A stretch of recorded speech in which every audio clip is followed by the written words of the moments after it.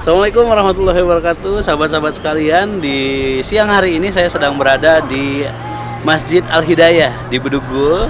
Ini di ketinggian Bedugul, kita bisa lihat di belakang saya adalah Danau Bratan yang juga ada Pura Ulun Danu di sana.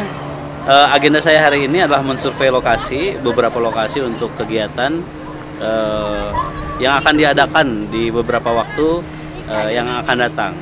Saya mengajak beberapa tim ke sini sebenarnya, tapi mereka sedang beraktivitas masing-masing ya.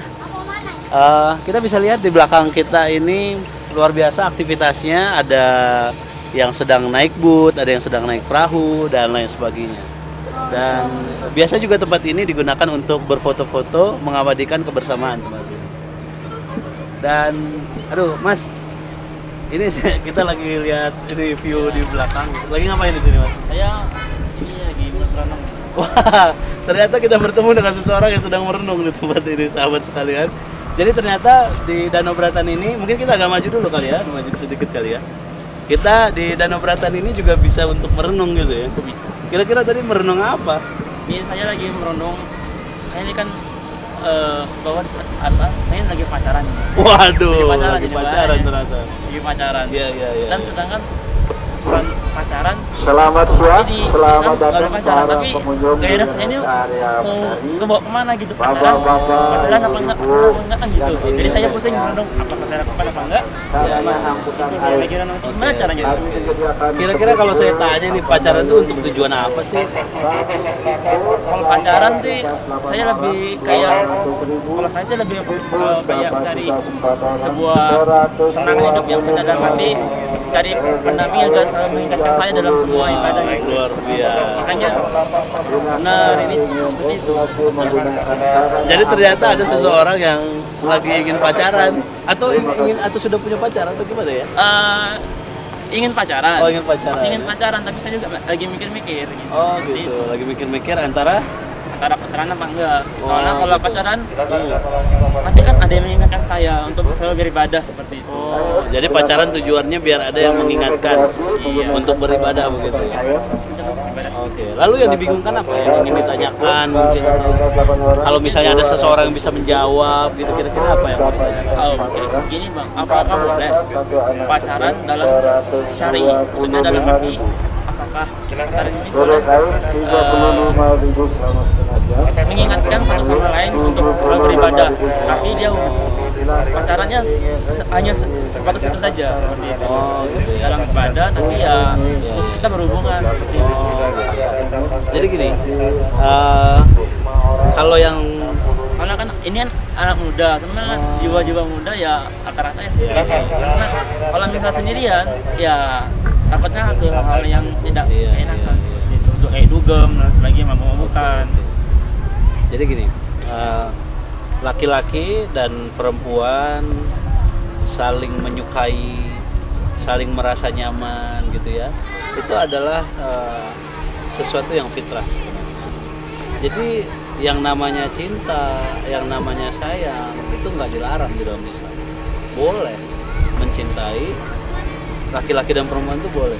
Tapi ternyata di dalam agama Islam itu diatur.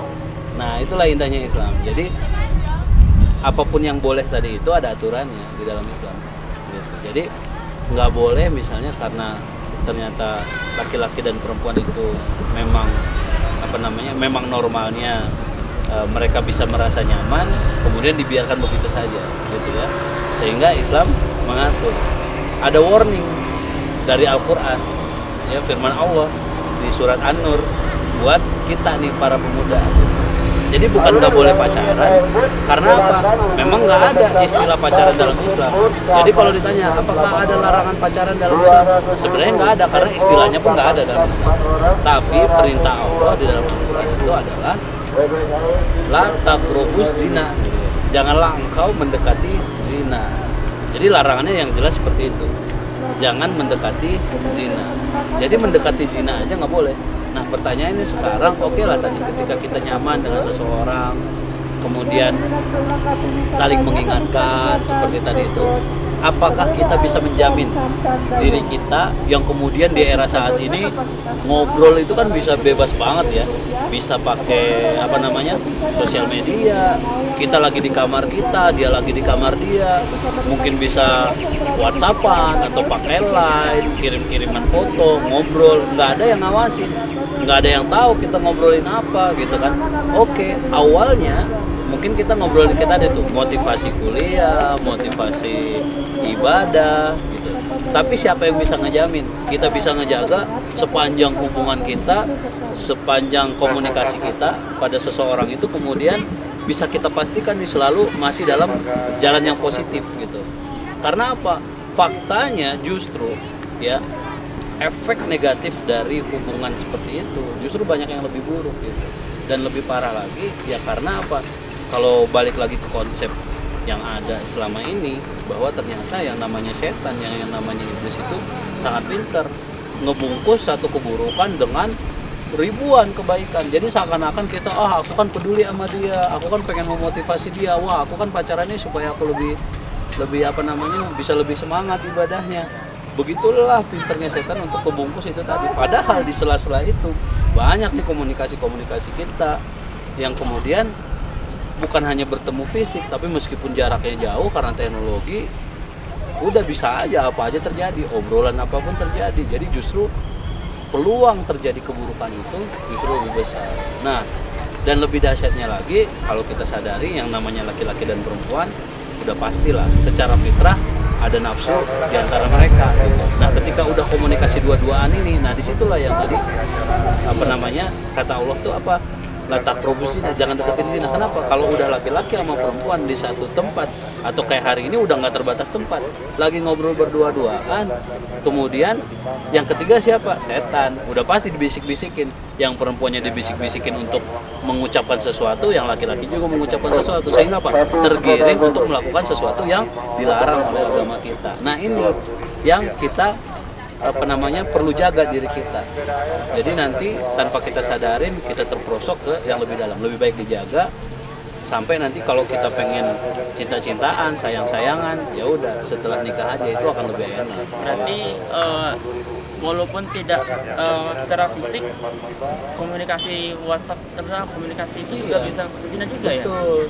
Jadi kita bisa ngecek, Allah Maha tahu isi hati kita. Saat kita nulis kayak gitu, ada getaran-getaran pasti dalam diri kita, ya nggak? Kalau di dalam film India itu namanya coach Hotahai, itu getar-getar cinta. Nah, kita nggak bisa ngejamin nih kalau kita saat nulis-nulis kayak gitu nggak ada getaran-getaran dalam diri kita. Nah, getaran-getaran ini tadi menjadi bisikan-bisikan kalau dibiarin dia akan seperti bola salju, makin besar dorongannya. Awalnya sih memang sosmed, tapi kan nggak tahan habis itu, yuk ketemuan yuk, wah udah kejadian lah semuanya. Dan yang paling kasihan itu perempuan sebenarnya, karena mereka tempatnya rugi gitu. Jadi perlu waspada gitu. Nah sebagai laki-laki juga kan kita nggak mau dong terjerumus kayak gitu, merugikan orang lain, menghancurkan masa depan orang lain. Kalau emang suka, kalau emang cinta, nikahin aja. Ya, emang udah siap nikah sekarang? Iya, mikir-mikir. Wah, kalau emang belum siap nikah, lebih baik sekarang fokuslah menyiapkan diri kita. Jadi kalau di dalam agama kita, para pemuda yang sudah menyiapkan dirinya, udah mampu nikah, justru lebih bagus disegerakan nikah daripada dosanya banyak. Lebih baik udah siapin diri nikah, perbaikin agamanya, perbaikin kemampuan bertanggung jawabnya, beresin urusan finansialnya, wawasan berumah tangganya disiapin, udah nikah aja, nggak masalah. Umurnya berapa sekarang? Yang penting udah siap bertanggung jawab, udah balik, nggak ada istilah kemudian kita saya kan masih remaja, justru nggak apa-apa. Yang penting pemahaman agamanya udah bagus, udah tahu tentang orientasi kehidupannya seperti apa, nikahin aja gitu. Jadi ada yang lagi nih, apabila istilahnya pacaran itu tidak boleh, berarti saya tidak boleh ya berarti. Tidak boleh, berarti bagaimana caranya supaya ibadah saya itu insya Allah selalu istiqomah seperti itu, karena tidak ada yang mengingatkan dan sebagainya. Seperti itu. Nah makanya nih, kalau kita ingat tuh ada lagu ya, Tombo Ati. Ya, di antara Tombo Ati itu apa katanya? Ngumpul sama orang soleh. Jadi sebenarnya diri kita itu, yang namanya hati kita itu berbolak-balik. Wajar aja, kadang-kadang kita nggak semangat, kadang-kadang kita semangat, itu wajar aja. Tapi lebih dahsyat ternyata perilaku kita ini banyak dibentuk oleh lingkungan kita. Sekarang ngecek aja teman-teman kita kayak gimana, gitu. Jadi kalau misalnya kita pengen selalu semangat, ya udah cari aja komunitas, cari aja teman-teman yang bisa menyemangati kita. Nah caranya gimana? Mungkin mereka nggak langsung menyemangati kita secara langsung, harus semangat bareng kayak gitu. Tapi karena aktivitas mereka adalah aktivitas positif, kita pun ke bawah untuk aktivitas positif gitu. Jadi carilah komunitas yang memang memotivasi kita untuk semakin dekat kepada cita-cita kita. Yang paling penting kalau pemuda itu lihat aja fokus. Cita-citanya apa sih? Pengennya mau jadi apa sih? Mau seperti apa sih masa depannya? Lebih baik fokus ke sana. Dan pertanyaannya adalah kalau saya pacaran kira-kira ini mendukung nggak kepada cita-cita saya? Kalau misalnya saya fokus justru nanti habis fokusnya ngurusin pacarnya, nggak fokus ke kuliahnya, jadi mau jadi apa? Gitu. Hati-hati aja gitu. Iya, kita perlu waspada. Gitu Mas. Oke. Mungkin Gimana? Udah lebih Ya, stres apa lebih enakan? mungkin akan selanjutnya mungkin saya akan cari tahu mungkin selanjutnya saya akan melakukan sebuah tindakan lah. Oh, kira-kira tindakannya apa? Masih lanjut pacaran atau gimana? Iya. Ya artinya gini, jebakan-jebakan itu kan disiapin terus oleh setan.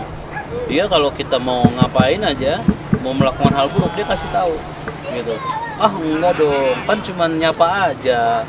Ah enggak dong, kan cuman say hello aja. Ah kan cuman papasan aja. Kan cuman WhatsAppan aja. Kan gitu-gitu doang. Nah nanti pelan-pelan ya udah, kan cuman pegangan aja, kan cuman pelukan aja gitu jadinya. Akhirnya terjerumus. Tapi rata-rata Gitu. yang saya pernah dengar ya,